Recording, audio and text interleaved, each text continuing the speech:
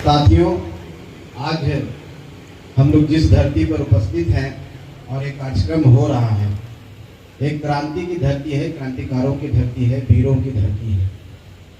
आरा एक ऐसी धरती है जहाँ से अलग आवाज़ निकलती है जो पूरे देश और पूरे दुनिया में फैलती है, और उस जगह पर हम लोग यहाँ हैं।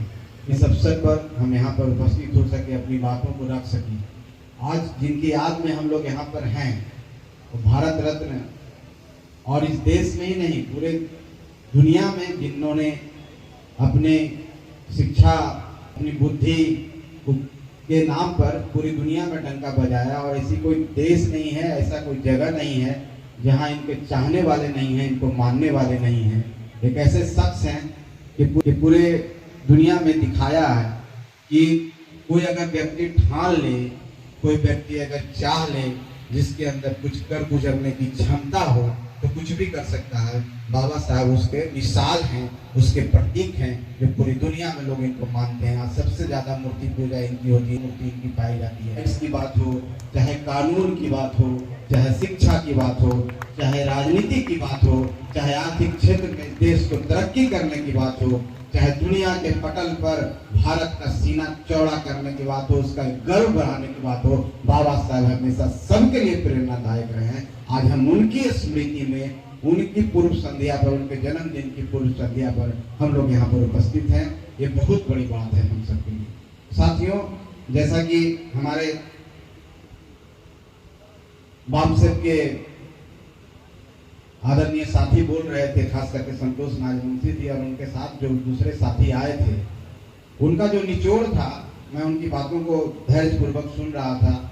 उन्होंने संविधान की भी बात की, 330, 33, 32 और 341, जिसमें शेड्यूल कास्ट, शेड्यूल ट्राइब्स जो राष्ट्रपति को अधिकार मिलता है कि कुछ वर्गों को राज्यपाल की अनुशंसा से हम उनको उस अनुसूचित जाति, अनुसूचित, धन्यवाद, हम उनको कैसे करें। क्या संविधान ने हमको फंडामेंटल राइट्स दिया है, संविधान ने हमको फंडामेंटल ड्यूटीज भी दिया है, और directive principle of state policies भी दिया है। उसमें हम 46 में देखते हैं उन कमजोर वर्गों को हमको कैसे आगे करना है, उनके शैक्षणिक और आर्थिक उत्थान के लिए।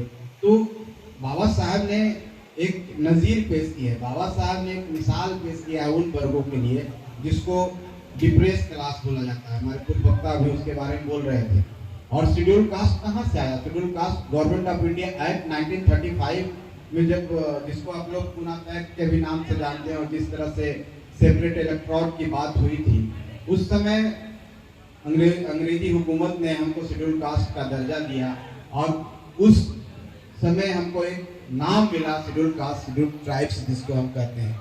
उससे पहले हम लोग एक डिप्रेस क्लास में थे और पता भी नहीं था कि हम क्या हैं, सिर्फ हमको शूद्र बोला जाता था। ऐसा समाज जो वेदों में वर्णित है कि पहले द्विज होते थे। द्विज का मतलब है कि पहले 3 वर्ण के लोग होते थे, उसके बाद फिर शूद्र आया, उसके बाद एक और वर्ग आया जो आउट क्लास जिसको बोलते हैं, जिसको डिप्रेस क्लास बोलते हैं। ऐसा वर्ग जिसके सभी वर्गों को सेवा करने के लिए बिना, जिसका कोई आधार नहीं हो, जो असुर जिसको बोला जाता था।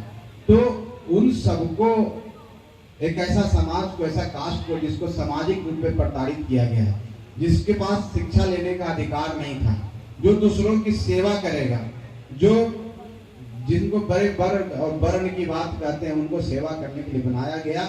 और इस तरह से हमारे साथ एक्सप्लॉयटेशन किया गया, शोषण किया गया, और हम शोषित होते होते इतने नीचे चले गए सामाजिक परिवेश में और सामाजिक व्यवस्था में कि आज तक हम उसकी लड़ाई लड़ रहे हैं।